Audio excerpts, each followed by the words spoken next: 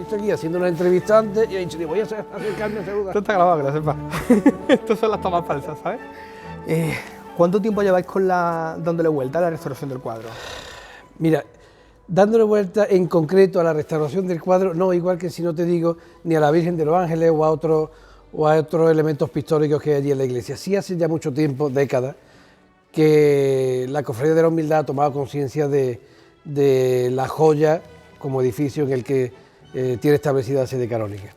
Y entonces, bueno, pues tenemos establecido, no hemos hecho ningún programa en el tiempo, pero sí estamos dedicando anualmente todos los esfuerzos que podemos a la restauración y a la recuperación del patrimonio. De hecho, hace, no sé, 6 años aproximadamente, o 5 años, se creó en el seno de la propia cofradía lo que hemos llamado la Biblioteca del Convento. La Biblioteca del Convento, claro, lo que pretendía era, por un lado, recuperar la memoria de Francisco Gil de Melgar, como tú sabes y lo hemos comentado en varias ocasiones, es el fundador del convento, una de las mentes más maravillosas que ha dado Puente Genil a lo largo de su historia, y, como decimos, fue el fundador de ese convento, que la iglesia de la Asunción forma parte de él. Y entonces todas las ventas que se saquen vendiendo los libros de la biblioteca del convento, todas van destinadas precisamente, en mayor o menor medida, pero a la recuperación del patrimonio dentro de la iglesia, pues cuadros, rehabilitaciones, pinturas, y está todo enfocado a que podamos recuperar lo máximo posible de esa joya del barroco, ¿no?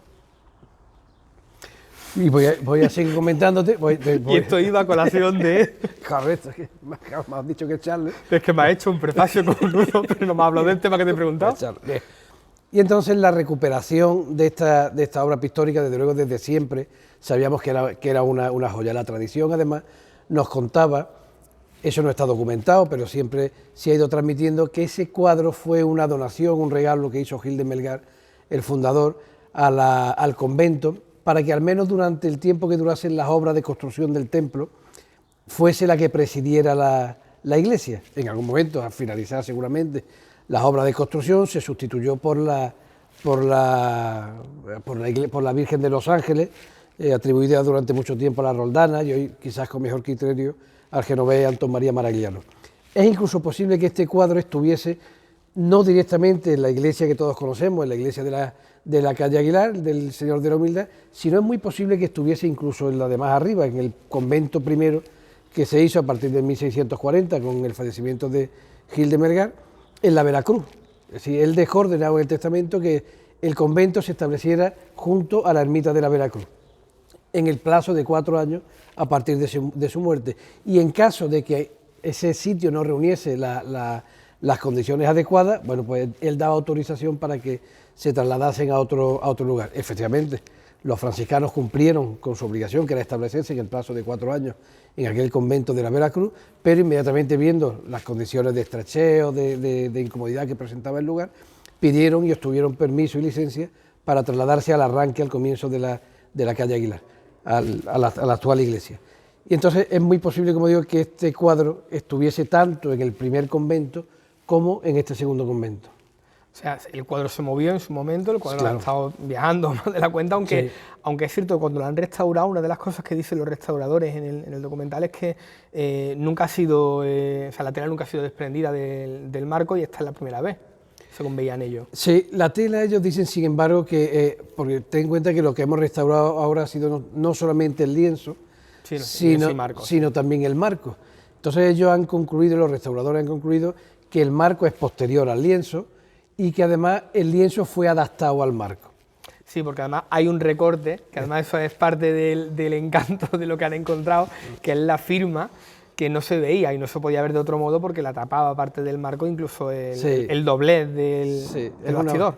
Es una maravilla, además de recuperar, hombre, el color y la luz primigenia y la gracia de haber recuperado parte de la pintura original, haber visto lo que había debajo, que a mí ese tipo de cosas me encantan, ahora que ha sido tan famoso en determinadas obras bastante populares, encontrar la pintura original del autor y que en un momento determinado, o bien porque a él no le apetecía seguir viendo esto, o porque alguien en una restauración quiso tapar, que parece que es lo que ha ocurrido en este caso, pero ver lo que realmente quería plasmar el artista, no lo que nos ha llegado a nosotros. Sí, joder, es que podemos charlar del cuadro todo el tiempo que quieras, porque es verdad que nos han dado mucha información los restauradores. Hemos acudido, además de los restauradores, a 2 historiadores del arte que nos han dado, hombre, pues mucha información de la que ahora afortunadamente podemos disponer. Es verdad que se ha recuperado, como tú bien dices, se ha descubierto la firma del autor, que se llama Bartolomé Román. Bartolomé Román era un pintor de Montoro, pero que desarrolló toda su vida profesional en Madrid.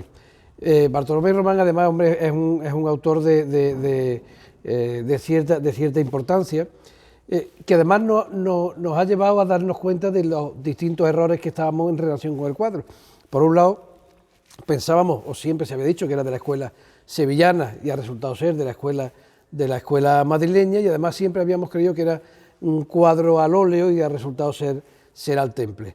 Bueno, y además ha aparecido la firma de Bartolomé Román, y además la sorpresa que se llevaron los restauradores, que dicen que se les aceleró el corazón cuando haciendo las labores suyas de limpieza vieron que debajo de la capa aproximadamente es un 20% del cuadro, sí, la parte inferior. Cuando yo vi la fotografía, además ellos mismos, cuando te lo estaban enseñando, y es impresionante ver las fotos de cómo van, como tú dices, raspando poco a poco, y el miedo de no puedo raspar hasta más de aquí que me cargo parte del cuadro, pero quitar la parte que no pertenece al cuadro original y que se tapó, y que cambia, como decís, el significado completo de ese cuadro como tal, de esa vocación, que no tiene nada que ver. Sí, ahí nos estamos situando a comienzo, o en el primer tercio del siglo XVII. En la firma ha aparecido, no firmado como Bartolomé Román, sino Bartolomé Romano. Por esa cosa de darse, ten en cuenta, Italia era el centro del saber, era de la pintura, del arte, y entonces él romanizó, de alguna manera italianizó su apellido por darse un poquito más de enjundia, y parece que eso lo hizo durante la década de los 30 del siglo XVII, o sea, estamos en torno a 1630.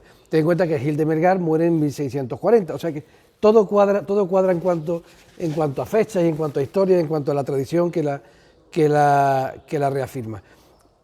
Estamos, ya te digo, en el primer tercio del siglo XVII, la imagen de la Purísima, de la Inmaculada, se está definiendo en ese momento, está adquiriendo sus primeros rasgos que luego la van a identificar durante los siglos siguientes, y lo que nos dicen los historiadores del arte que hemos consultado es que, desde luego, las letanías lauretanas, las letanías de la Virgen que aparecen a los pies de la Virgen, eso identifica plenamente a la Purísima, a la Inmaculada, y por lo tanto esto es una Inmaculada, aunque sí es cierto que presenta unos rasgos característicos también que la pueden llevar a confundir con una Asunción, que son los ángeles cantores. Claro, pero esas letanías estaban tapadas. Claro.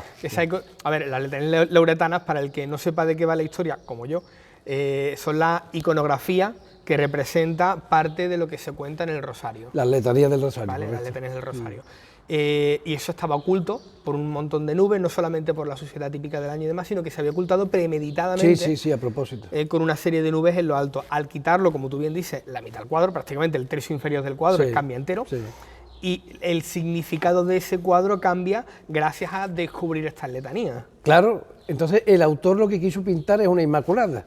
Es una Inmaculada que además es muy lógico que Gil de Melgar, con esa adscripción franciscana que tenía, los franciscanos siempre han sido muy defensores de la Inmaculada, del dogma de la Inmaculada, son muy inmaculistas, y además, fíjate... Y tiene sentido en Puente Genil. Y en Puente Genil, que 20 años más tarde, en 1650, ya estaba nombrando a la Purísima como su patrona. Entonces, es posible que eso, es muy probable que fuera una Inmaculada, y que luego, para acoplarle al significado de ser titular del convento de la Asunción, se le quiso cambiar, entre comillas, el apellido de la Virgen. En vez de ser una Virgen Inmaculada, una Purísima, la convirtieron en una Asunción, ¿no? ¿Esto es común?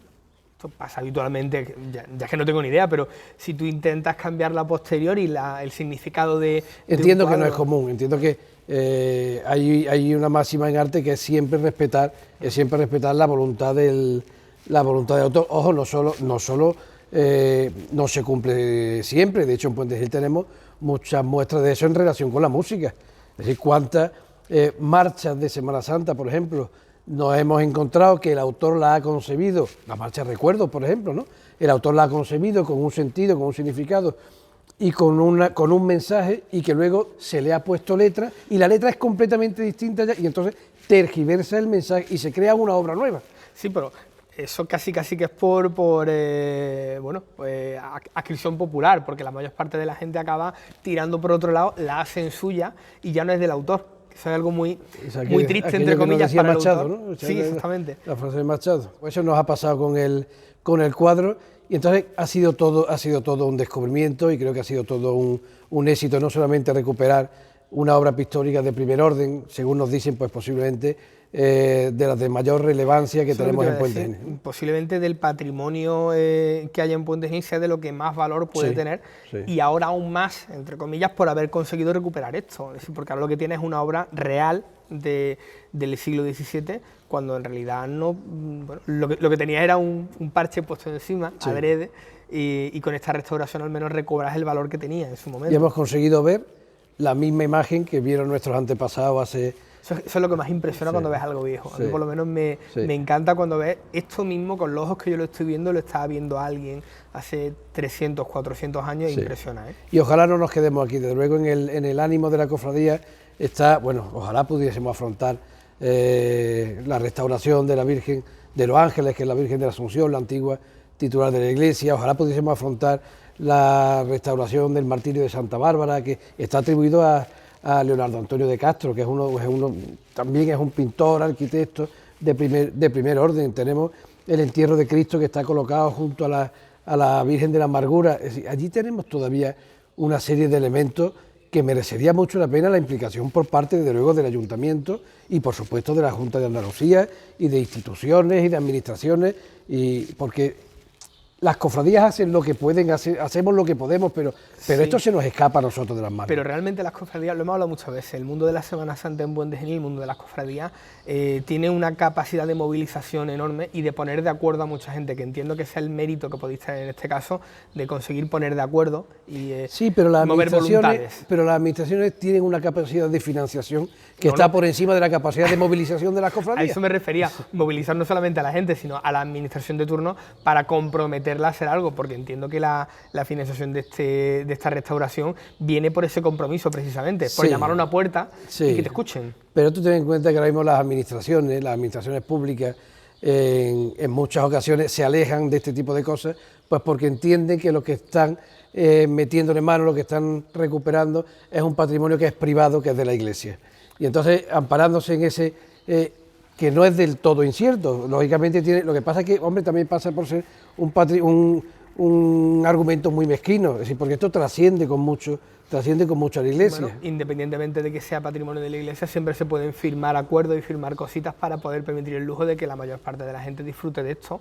Ojalá. Que a fin de cuentas es la idea. Incluso a los que podamos estar más alejados del mundo eclesiástico, realmente es un patrimonio interesantísimo de ver, y creo que prácticamente cualquiera, sea cual sea su fe, cuando va a una localidad nueva, a un pueblo nuevo, a una ciudad nueva, va a haber una iglesia, va a haber una catedral, y la disfruta una auténtica barbaridad. Bueno, de hecho también incluso aquí en la iglesia, en este mismo templo, tenemos un claro ejemplo con el camarín, ¿no? Con el camarín del Señor, fue restaurado hace, no recuerdo si hace 7, 8, 9 años, precisamente financiado por la Diputación de Córdoba, ¿no? O sea que no estamos muy lejos, que ha habido momentos en que somos siempre capaces de caminar de la mano y de trabajar juntos. Y es que además yo creo que la cultura, el patrimonio Puente Genil, únicamente lo sacamos adelante si somos capaces de ir juntos, el mundo civil, el mundo eclesiástico, las cofradías, las corporaciones, el ayuntamiento. Así es que todos juntos somos capaces de hacer de Puente Genil un pueblo completamente distinto, o sea, manteniendo las mismas raíces que tenemos, pero podemos mejorar mucho Puente Genil si somos capaces de caminar juntos. Porque poner de acuerdo a mucha gente.